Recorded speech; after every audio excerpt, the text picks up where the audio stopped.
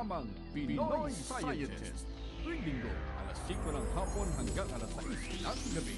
Pinoy Scientist. KBP Best Science and Technology Radio Program. Pinoy Scientist. Dito sa Radyo Agila.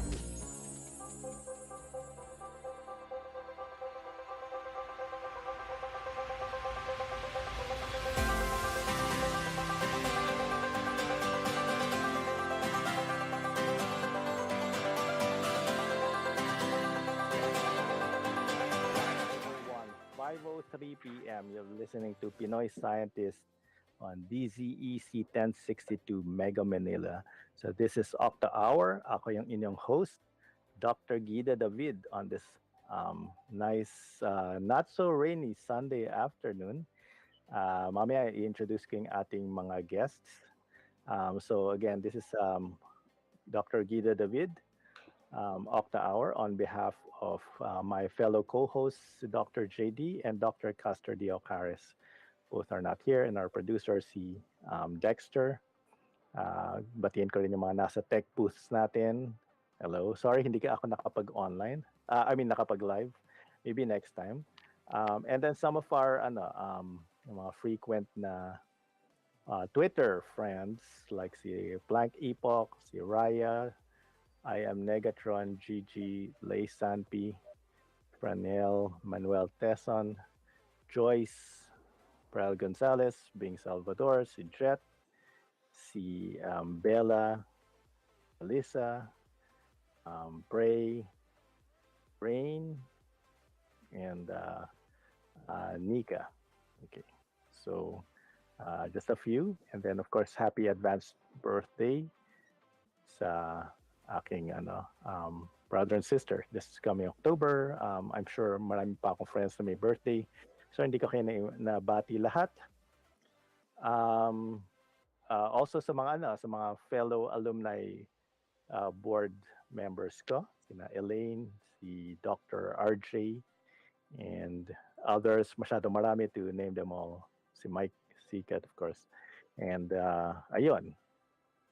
So ito muna, banggitin ko muna yung aking tula. Hindi akin. Hindi ako yung nag-compose nito. Nag-compose si Dr. JD, but she's not here. So para sa ating mga guests, kilala niyo na sila, of course. And kung sumusubaybay kayo during the pandemic, regular sila sa mga of course, si Dr. Butch Ong, si Dr. Ben Valleros, also present during the pandemic. Tumulong sa Octa Research. Tumulong din sa bansa natin to disseminate proper information. So ito muna yung ating tula bago ko sila pakilala. Papakilala ko sila after this. So West Philippine Sea, smog at climate change. Actually, ito yung topics na na-mention ko. So, but we might be talking about more than these three topics. So, titulo ng tula ay mga kasalukuyang hamon na kinakaharap nitong ating populasyon. Kaya may mga naimbitahan para sa impormasyon, ipakilala natin sila kahit naging panauhin na noon. Una ay si Dr. Rodrigo Angelo Ong na manggagamot, sports and rehabilitation medicine ang kanyang tutok. Aktibo rin sa mga gawaing magpapaunlad ng lubos. Banggitin ko rin kilala ng marami sa tawag na Butch. Sunod na panauhin ay ilang beses na rin nakapanayam dito sa programang Siyensya at Teknolohiya ng ating bayan. Si Dr. Benjamin Vallejo ng Institute of Environmental Science, UP Diliman, napaka-aktibo naman siya sa issue ng kapaligiran.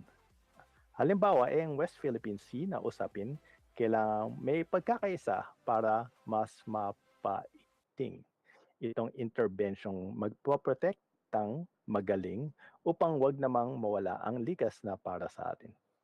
Smog ay isang panghalimbawa ng problema dahil ito ang kolektibong termino sa mga pollutants talaga, kung saan pinababa nito ang kalidad ng hanging hinihinga, carbon emissions at iba pang dahilan ay dapat nakikita. Climate change ay isa pang papaksain kung saan global naman ang sadyang dating. Kailangan mga programa sa mamamayan ay maiparating mitigation at adaptation ay dapat talagang intindihin. English yan, by the way. Kaya wag palampasin ang mainit na talakayan. Nais ko ring to panauhin ay pasalamatan sa kanilang oras na sa programa ay nilalaan, masasalamin ang kanilang dedikasyon na maisusulong ang sabayan ay kaunlaran. Ayun, maraming salamat. God bless. So again, yan yung ating tula. Introduce kay ating mga guests after these few reminders. EBC, Eagle Broadcasting Corporation. Ito ang Radyo Agila.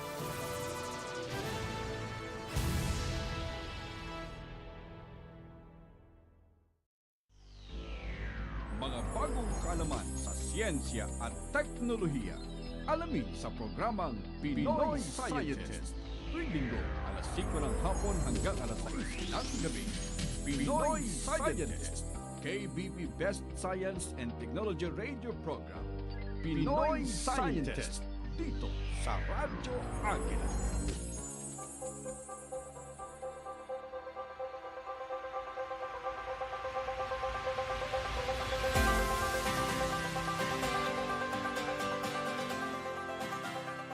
Happy Sunday again.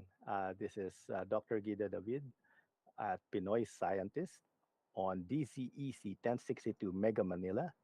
Happy Sunday. So October 1, 5:09 p.m. Nagbabalik ang ating programa. Again, on behalf of my co-host si Dr. Castor Diacaris and Dr. JD Agapito. So itong ating mga guest, mga paborito natin sila. Ilang beses nating naging guest sa kanila, si Dr. Butch. Hi, Dr. Butch. Hi, good afternoon, Gito. Good afternoon sa ating mga nakikinig at nanonood. It's nice to be back here again. And also si Dr. Ben Vallejo. Yes. Magandang hapon, Guido, at sa mga nakikinig. Buti ngayon, hindi umuulan. Kasi every time na nag-guest ako dito, umuulan. Actually, gusto ko sana kayo mag-live guest. Hindi ko nabanggit ko nag-live guest kayo. Lilibre kayo after. So, so sayang, hindi na natuloy. Pero, of course, as I mentioned, wala sa introduction pero frequent guest kayo. Si Dr. Benji Vallejo is professor sa UP Diliman Institute of Environmental Science and Meteorology. And si Dr. Butch Ong is a medical doctor. He's with ano yung tawag sa sa alternative medicine sa part of DOH, right? It's PITAC, the PITAC pala. Philippine Institute for Traditional and Alternative Healthcare. Yes. And you're also sports medicine. Pero ang hindi nababanggit madalas ay you're both members of the Coast Guard. Tama ba? Oo, tama, no? So, ako naman, affiliated ako sa Coast Guard Medical Service at si Professor Ben ay affiliated sa Marine Environmental Protection Command. And ano kayo, essentially, are you reservists or ano kayo, active kayo sa Coast Guard in a way? I mean, ako mismo nagtatanong. Ano kami actually, auxiliaries, no? Auxiliaries. It's different from reservists. Pag reservists, parang for emergency lang. Parang auxiliaries, parang you're not there full time but you have functions na definite. Ganun ba yan? Yes. Tama ba yung pagkaintindi ko? Oo, no? We are volunteers, just like reservists are in the AFP, no? But since we are not a part of the AFP, we are part of the DOTR, no? Since Coast Guard is part of DOTR, ang tawag sa amin ay auxiliaries, no? So essentially, volunteers and the Coast Guard will has always relied on our advice, no? For in my case, medical, and for Ben's case, environment. Kung ganun, of course, saludo tayo sa inyo, kay mga bayani ng ating bansa. We're proud of you. And anybody who protects our territorial rights should be commended. And malaki yung yung contribution nyo sa ating bansa. So does it also mean, Dr. Ben, tama ko ba sa Doc, na you get first-hand information from Coast Guard or ano? Kasi syempre, ako, kunyari, as a private citizen, yung mga naririnig ko lang, yung mga nababalitaan ko sa balita, I don't know kung filtered na mga yun. I am uh, non-partisan and neutral ako, so I listen to all sides. And of course, there are some sides na may mga nagsasabing exaggerated daw yung mga naririnig sa news or hindi siya factual. Any comments about that? I can ask both of you, pero si Well, Prof. yung Ben. information, of course, we get information from the command. Yun yung yun yung official, no?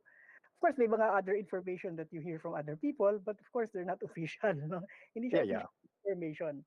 But doon sa mga ginagawa namin activities, we have to rely from officially communicated information from yung respective command. Diba? Environment, then I have to get it from the Marine Environmental Protection command.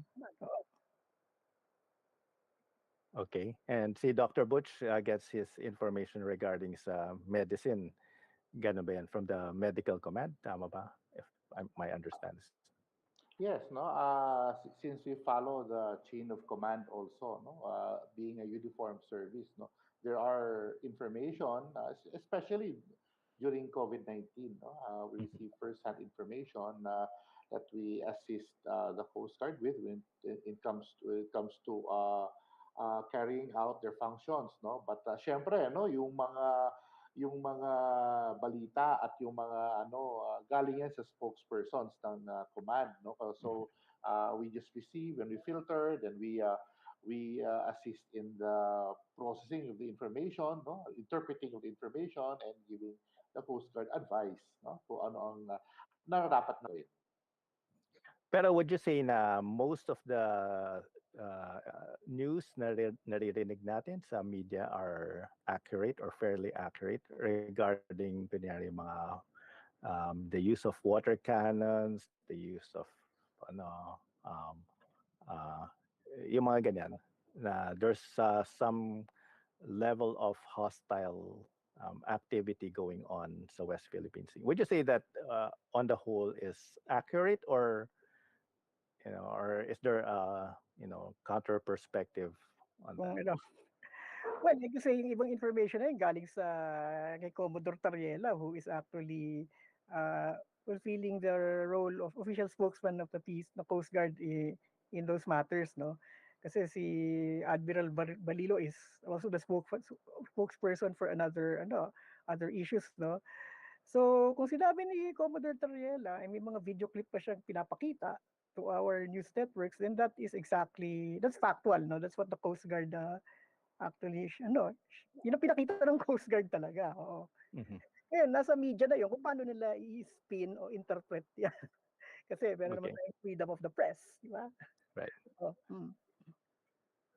Well, of course, ako naman, I don't doubt what they say. I mean, it's in the chain of command, and kung ito yung mga sinasabi nga, yun nga, gusto ko lang mapairating sa mga viewers and listeners natin na, ayun nga, we want to be as transparent as possible, and sa atin, as part of media, check natin yung mga sources of information natin. And in this case, sinasabi niya na everything is as it is, yung mga nangyayari. Tama ba, Dr. Ong? Yes, that's correct, no? Kapag dating sa pag-portray ng mga balita, no, through the Philippine Coast Guard spokesperson, no, talaga it is what is happening, no, especially in the West Philippine Sea, no, kasi naman the public ought to know what is really happening in the field, no? Or in the case of the Philippine Coast Guard sa ating mga karagatan, no, with regards to the West Philippine Sea. It is the Coast Guard and of course the Navy who have the eyes, of course, dahil nandun sila, no? Yung mga barko natin nagpapatrolya doon sa area na yun, no? So, pagdating sa mga balita, yung katotohanan naman talaga ang i-portray ng ating mga spokespersons. Very, very well said. In a moment, I will read some survey results ng Okta Research related to the West Philippine Sea, and also yun nga, to the goings on there.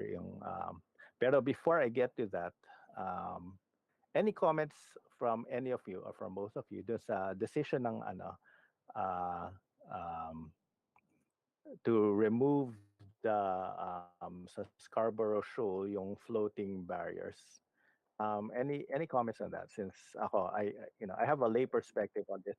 So sorry, I Ano, have a lay perspective on this. Yes. ano yan, function, ano yan, isa sa mga ginagawa ng Coast Guard yun, enforce our maritime law, no? Yung Mhm. mga illegal under our law, ng ating batas, mga illegal, yung mga illegal fishing gear, illegal net, ang magtatanggal yan Mhm. sa mga law enforcement sa pag-enforce natin ng batas natin, yung mga fishery laws natin, is the Coast Guard. Ngayon kung titingnan nyo, nung nangyari yun, nandun yung barko ng BIFAR. Because si BIFAR ay nagsasabi na nag-violate yan ng nag-violate din na labag siya dun sa ating fishery laws. So ang mag-i-implement ng batas, ng law enforcement ay Coast Guard. Oo. Si Coast Guard niyang kikilos hanggat hindi naka-receive ng advice from Bureau of Fisheries. Andun yung BIFAR na barko nung nangyari yun. So this is just enforcing the law basically. Yun yung sinasabi mo, Professor Ben. Enforcing the law, The maritime law. safety, fishing, tsaka rights of passage. Oo.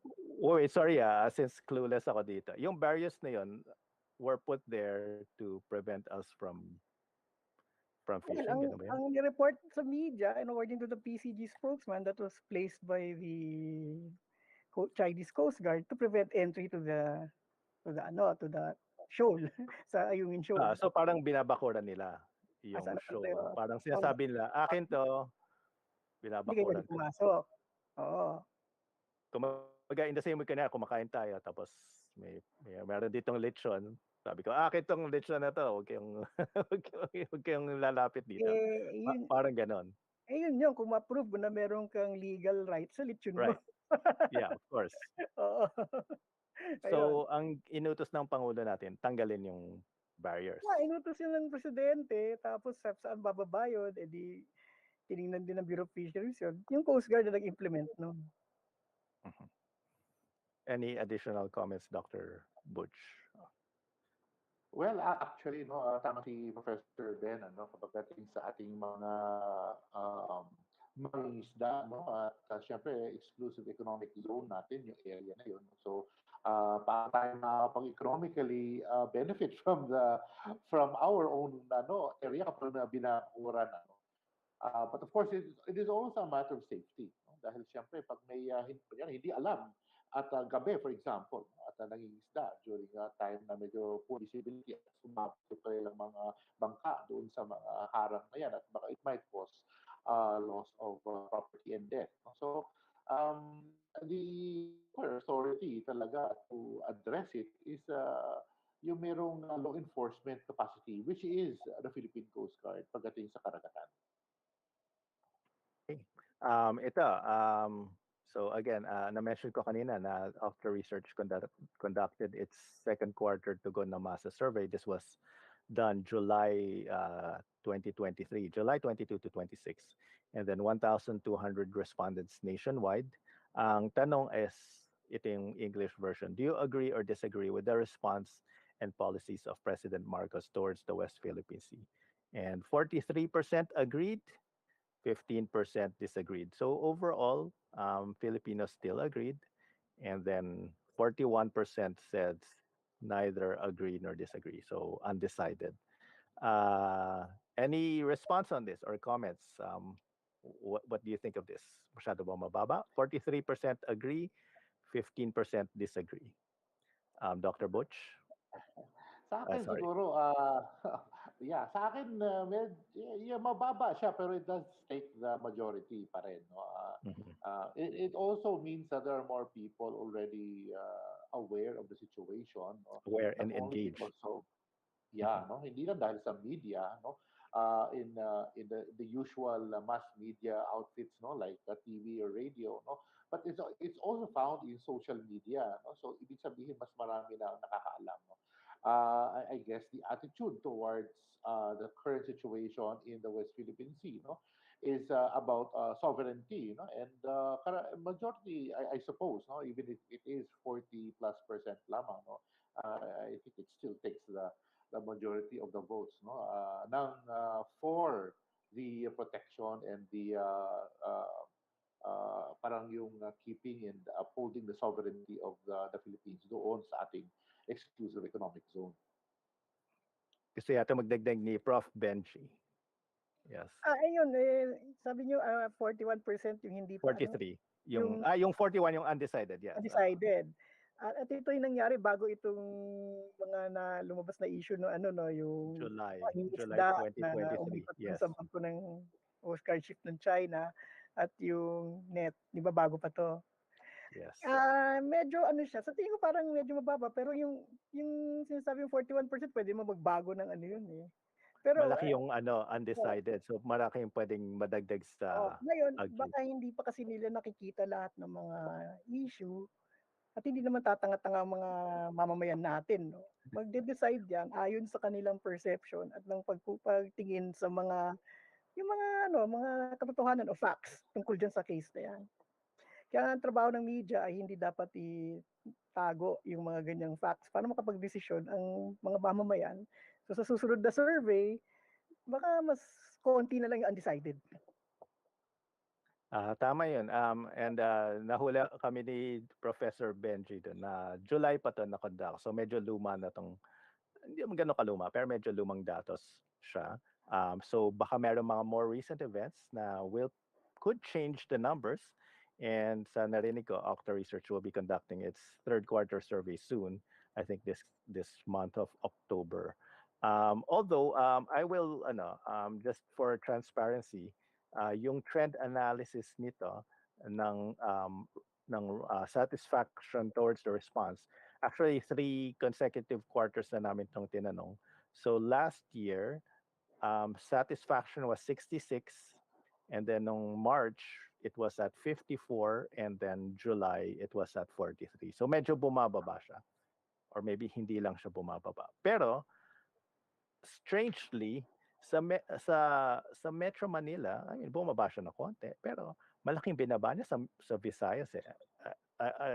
This data is as is. I'm not sure how to explain this. From 73 no March down to 32 no March. I mean, bakit kaya malaking baba yung pagbaba sa isang region? Baka naman iba-iba yung dating ng balita sa mga iba-ibang regions kaya ganyan, di ba? I mean, because yung nangyayari naman, it's an incident na nangyayari sa West Philippine Sea. It's not something that happens regionally. Nangyayari lang siya sa Visayas or nangyayari. It's happening in some place, pero the response is different. And then yung dissatisfaction, tumataas siya. Obviously, tumataas from 3 to 10 to 14. So 10 no March, 14 no July. Pero again, looking at the numbers, even sa Metro Manila, bumaba actually dissatisfaction, went from 11 to 9. Pero sa Visayas, it went from 7 to 34. Yung dissatisfaction. 34%, 1 out of 3 sa Visayas, not satisfied. Can you make anything out of that? Or, I mean, I know, hindi ka naman kayo pinaput on the spot because it's hard to make inferences with limited data. Pero baka kung may mga comments lang kayo, something to add to this. Di ba, presidential satisfaction sa decision ng president, di ba? Yan. Yes. Connected yun sa decision ng president. Ganun naman talaga kahit sa ang sistemang politikal eh. Pag bagong halal yung Pangulo o Prime Minister, mataas yung satisfaction rating niya. Kumbaga, mataas pa yung political capital. Automatic, liliit yan. Kaya ang trabaho nga ng o mababawasan yan, ang trabaho nga ng mga political handlers ng mga presidente o prime minister, ay manage yun. Wag naman bumagsak talaga. I-manage nila sa isang manageable level.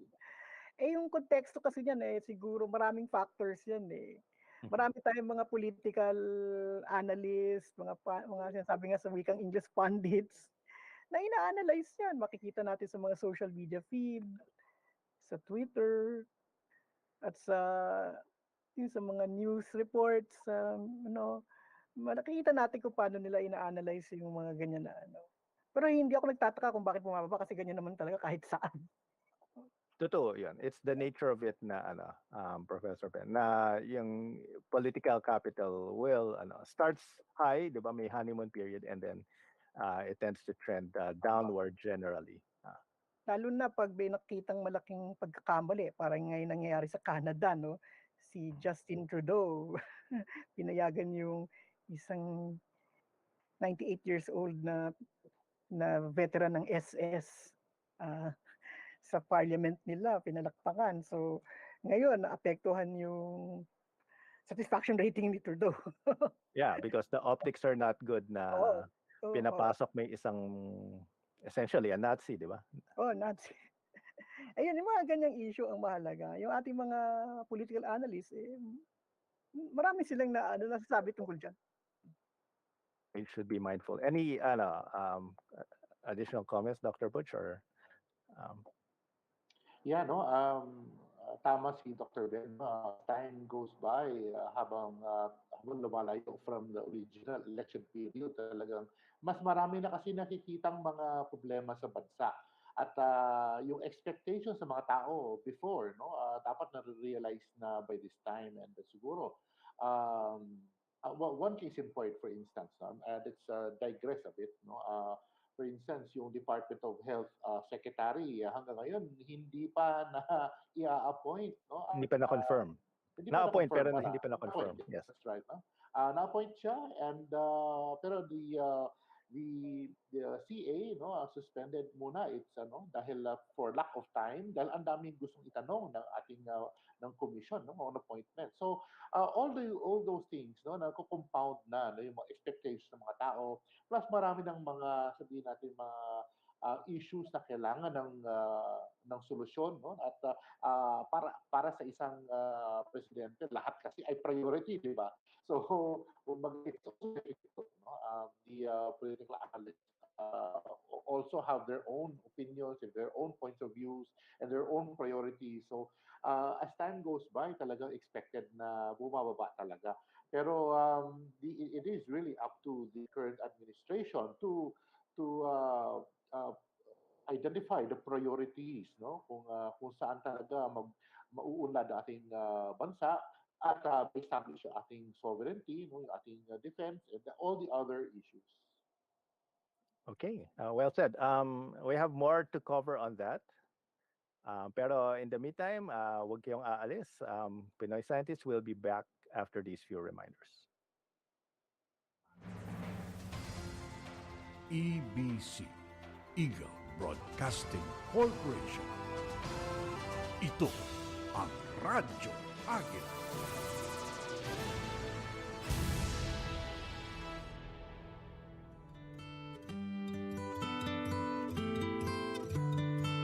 Lazy days in mid-July. Pure Country Sunday, 6 to 8 p.m. with Leander Denver Garcia. Summer highways, sweet magnolia Remember when we said you fill up my senses. blinded by the light in his eyes. Pure Country Sunday, Sunday 6 to 8 p.m. Only here at Radyo Agila. The one I love, she shines like silver. The one I love, she glows like moonlight. Mga bagong kaalaman sa siyensya at teknolohiya. Alamin sa programang Pinoy Scientist. Tuwing linggo, alas 5 ng hapon hanggang alas 6 ng gabi. Pinoy Scientist. KBP Best Science and Technology Radio Program. Pinoy Scientist. Dito sa Radyo Agila.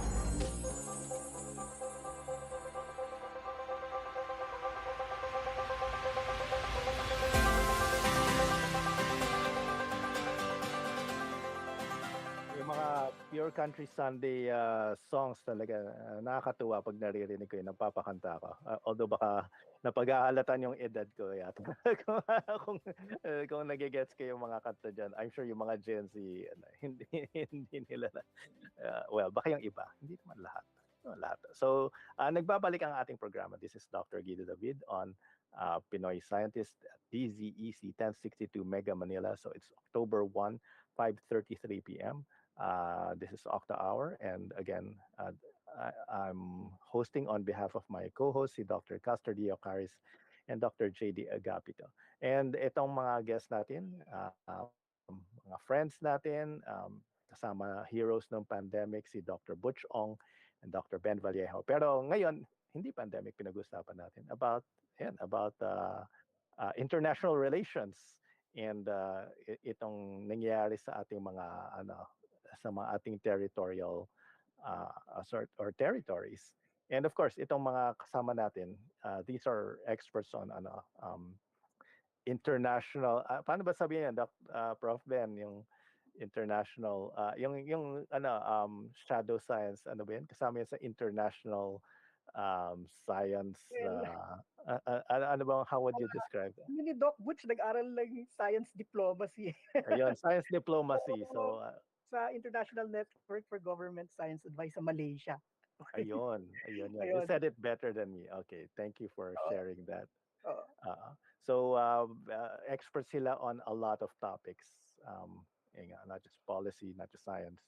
Mamaya, we'll get into environmental aspects. Baka yung climate change, baka like topic sa susunod na lang na program. Pero going back, ito, another survey question. Hingin ko lang yung response nyo. Trust rating for United States of America, conducted July 20 to 22 to 26, 2023. Ano nagsasabing tiwala sa US is 89%. That's about 9 out of 10 Filipinos. And yung wala masyadong tiwala or wala tiwala is 10%. So 1 out of 10.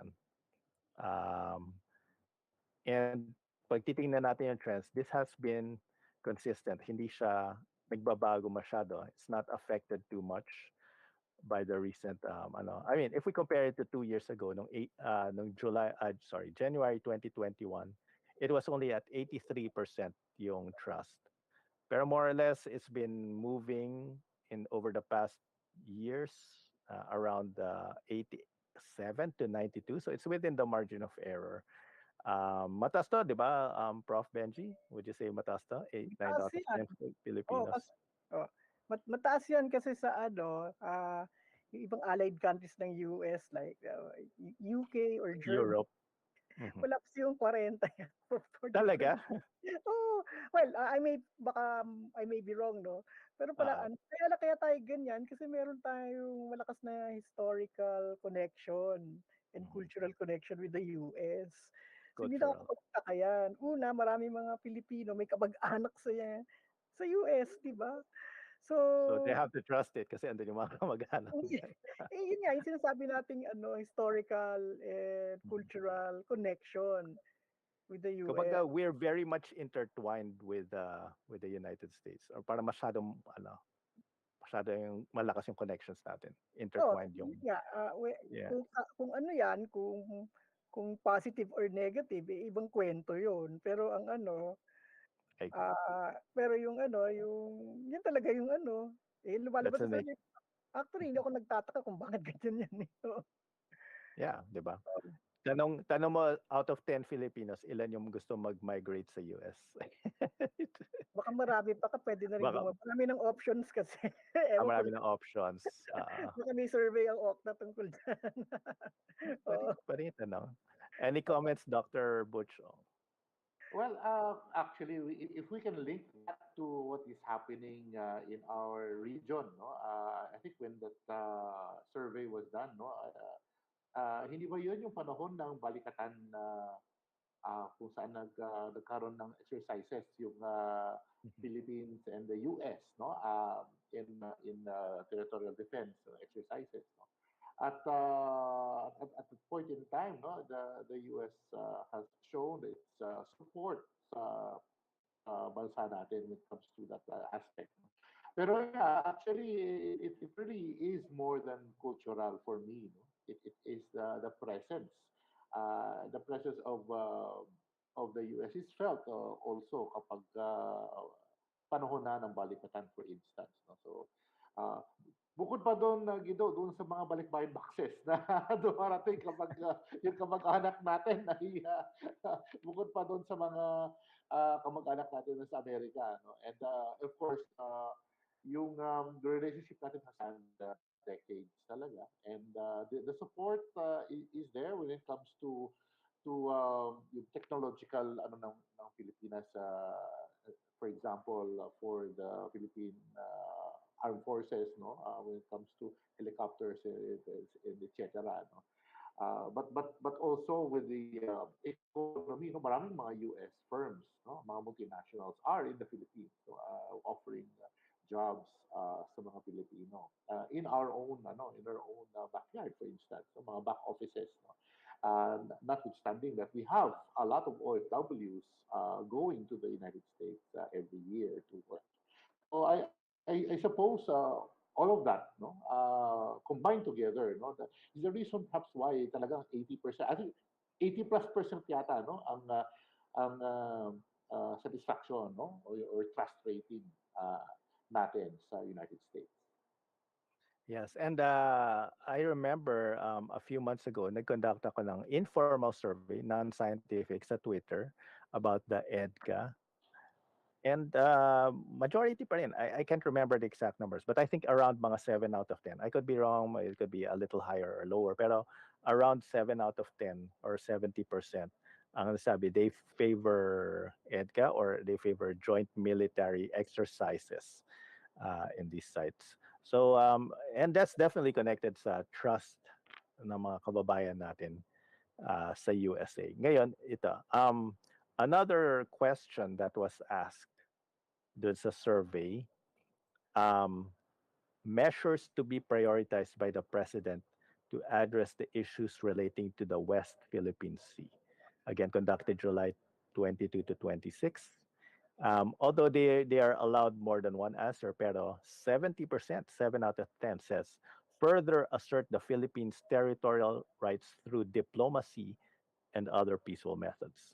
Okay, now, bago na sabi ng mga iba, ay, okay, so peaceful tayo. Pero 65%, almost hindi masyadong nalalayo, further assert the Philippines' territorial rights through military action. Pero yung military action here is not defined, I mean, it's defined as yung increased military presence in the West Philippine Sea.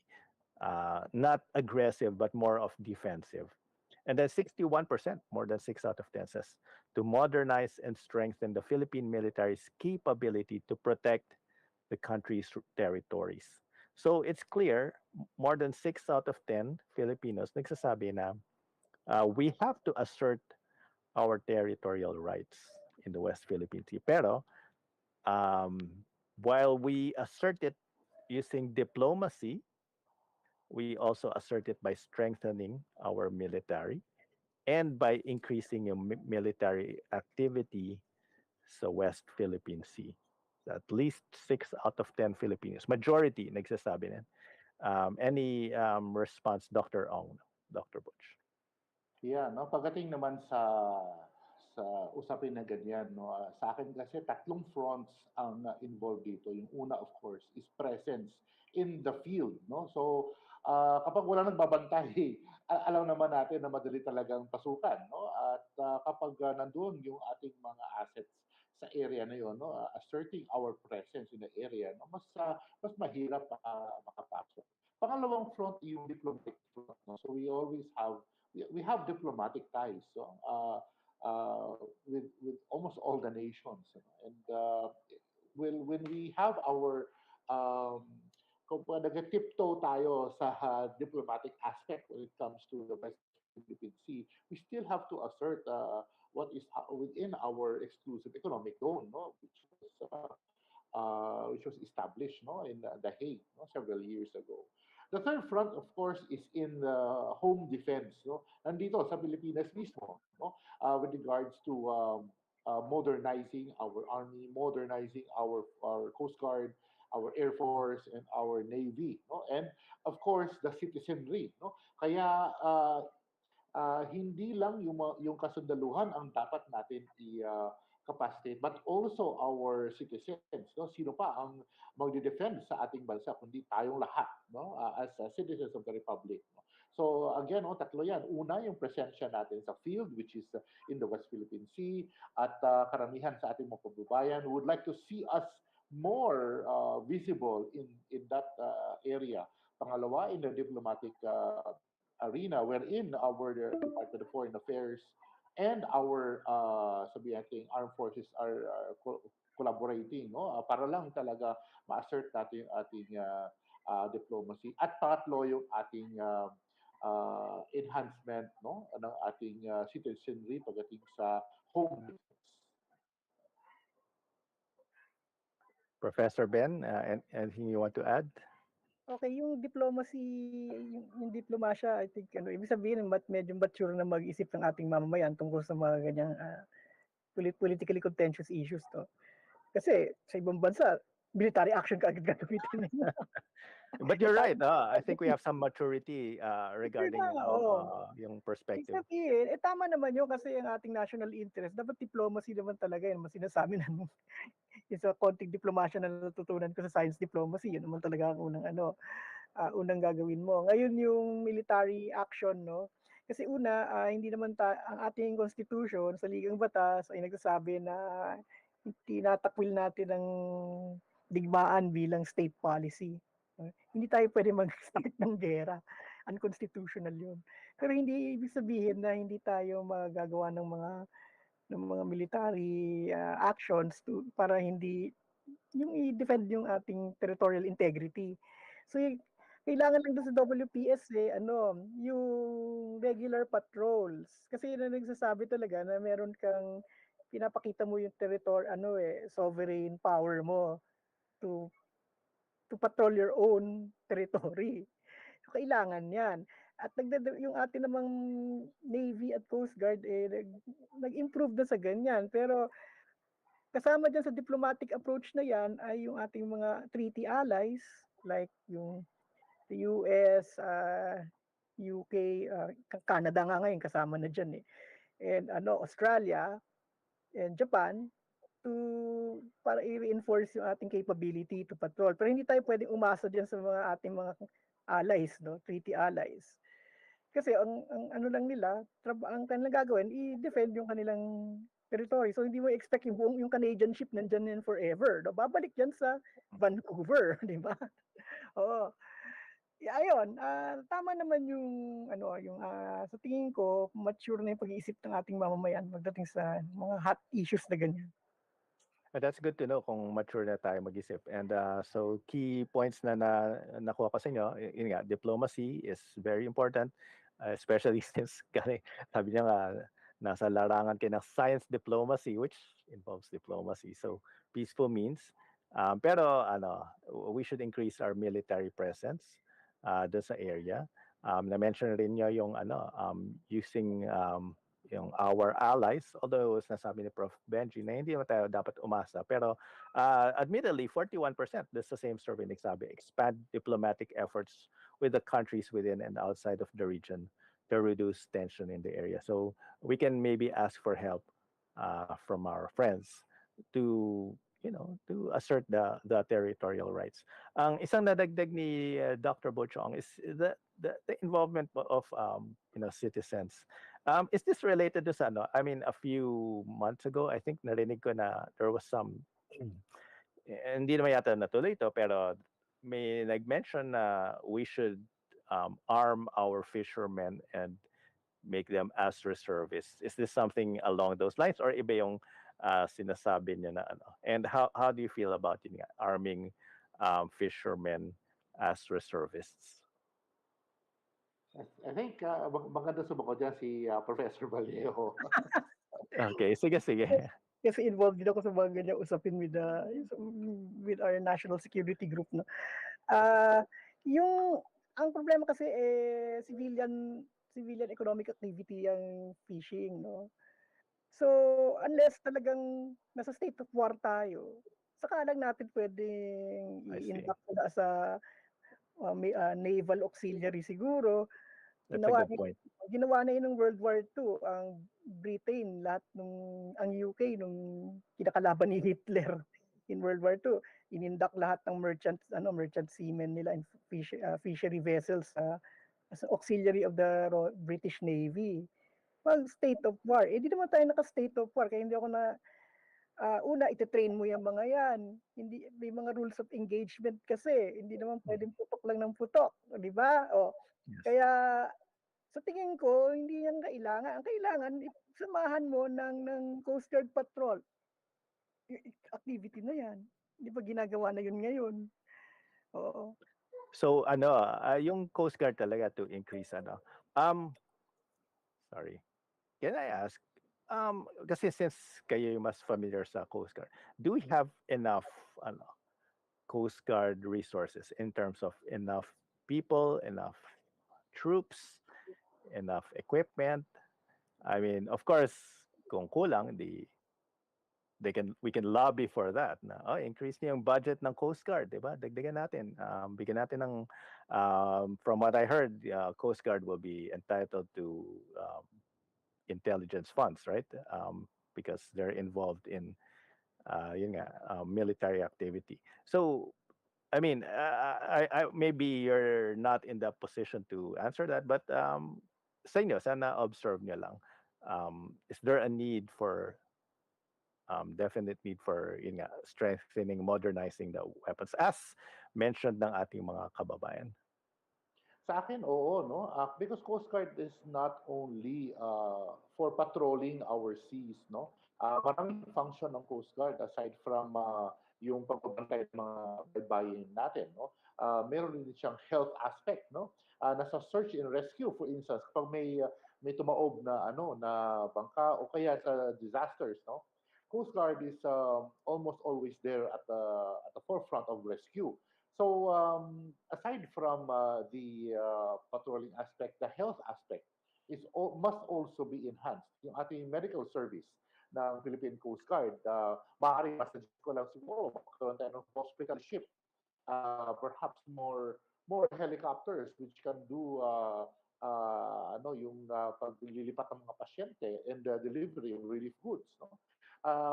I think overall, kailangan pa rin natin i-increase ang capacity ng Coast Guard to, also in line with that, no? Ang Coast Guard and the armed forces of the Philippines are on the same footing. No, makahiwalay sila. Yung isa with the DND, yung isa with the DOTR, no?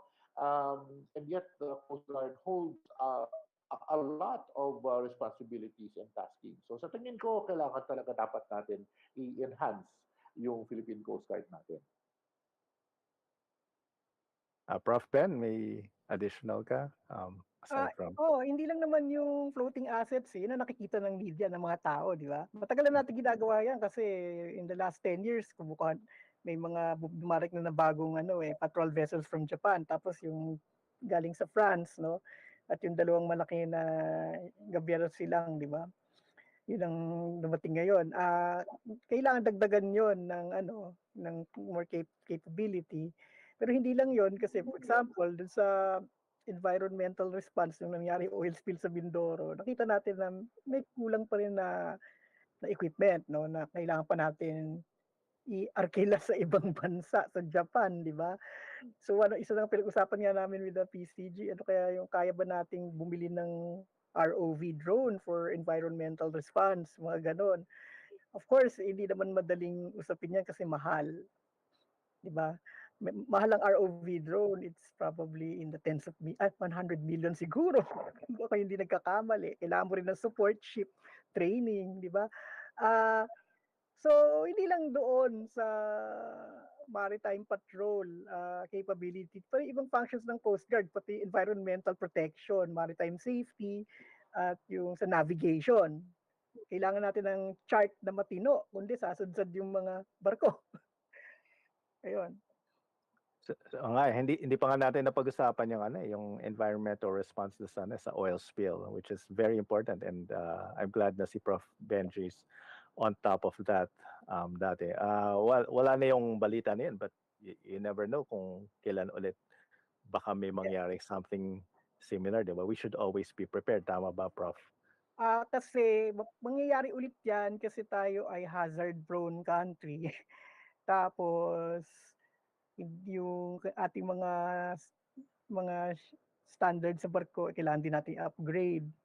Kaya mangyayari ulit yan. Ngayon, ang kailangan mangyari, hindi siya mangyayari ng every year. Di ba? Ma-minimize natin yung accidents. Minimize. Yung accidents, maka-respond tayo kaagad. Okay. Quick question. Kung bumili tayong submarine, sa Coast Guard ba yun mapupunta or sa Navy? Sa Navy. Navy yun. Navy yun, offensive weapon. Hindi. Offensive. Military talaga submarine. Okay. Hindi siya pwede pang surveillance or pang ano. Ay, walang Coast Guard na may submarine. Wala ba? Navy. Okay. So we're almost out of time and quick lang doon sa sa smog. Sorry, hindi ko na na-cover yung smog pero is it something to be concerned as an environmentalist, Prof. Benji? Yung smog na napansin nila or is it related lang sa Taal and it's just going to go away? Parang nawala na yata siya. Or Una, kailangan natin i-separate yung volcanic smog at yung photochemical smog dahil sa emissions na no. Ang sabi ng DOST, yung dito sa Metro Manila, hindi siya malamang galing sa bulkan. Nagkataon lang na report yung sa bulkan sa Batangas, nagkaroon ng kinonect na lang ng mga tao yon. Ngayon, isang kailangan natin malaman dito ay napansin ng mga tao ito kasi tumagal na isang araw. Pero yung mga mahilig pumunta ng Bangkok, naabutan na ako ng ganyan sa Bangkok, no? Yung photochemical haze nila. Parang nangyayari na on a regular basis sa Bangkok, no? So, nakakapagtaka lang usually kasi malapit yung Metro Manila sa dagat, dapat na naiihip ng hangin yung pollution. Pero bakit siya nag-stay dito ng isang araw? Palagay ko yun ang kailangang pag-aralan ng ating atmospheric yung meteorologist natin and atmospheric physicist kung bakit tumagal ng isang araw dito. Kasi yung Bangkok, dagat. Dapat may involved ka rin doon sa research niyan, Prof. Benji, since you're the foremost expert sa Hindi naman. related. Hindi naman expert sa meteorology Pero yung mga kasamahan ko sa IESM, sila Dr. Jerry Bagtasa, most likely may involved dyan. Yeah, si Dr. Mylene Cayetano. Anyway, we're out of time, but any last words? Like 1 minute lang, Dr. Butch Ong. Okay. So, para sa ating mga kababayan, no, yung ating science advice and our diplomacy, no, the government does actually, through first-hand information na pinalawan ni Professor Ben, no, they engage with citizen scientists like us, no, at kapag sa usapin na lumalabas mga balita, especially sa social media, tayo ay magmasid at let's be vigilant for fake news, no? At always go to sites which are reliable and authenticated. Pero sa ating pinag-uusapan ngayon, for example, the West Philippine Sea, and for a short time yung ating smog sa all of that has to do with science also, no? At kapag pinag-uusapan natin science, no, of course, one of the more reliable sources of data are indeed the scientists, especially the mga citizen scientists natin. So, I'd like to thank actually yung programa na ito because ito actually dito yata talaga na ilalabas yung ng mga citizen scientists natin, no? Especially when it comes to critical points in our nation's history and our current events. Thank you. And real quick lang, Prof. Benji. Pagdating sa WPS issue, makinig tayo sa mga spokesperson sa ating agencies na in the front line ng issue na ito. So doon yung PCG, the AFP, DFA, on the side ng diplomasya. Yan ang titingnan natin. Tingnan na rin natin ang mga sinasabi ng mga analyst, no? Kasi may insight sila na iba. Pero kailangan timbangin natin kung alin ang medyo may katotohanan at yung haka-haka lang. Thank you. And we're out of time. Pero thank you again, Dr. Butch Ong and Professor Dr. Benjamin Vallejo for your time. Ako si Dr. Guido David. Until next time, this is Pinoy Scientist on DZEC Radyo Agila, 1062 Mega Manila.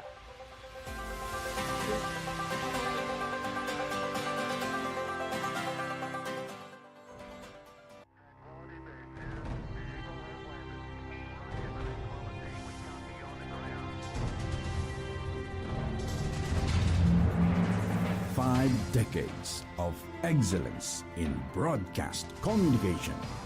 EBC, Eagle Broadcasting Corporation. Ito ang Radyo Agila. DCEC 1062 sa Mega Manila, AWIN 1080 sa Northern Luzon, DCEL 12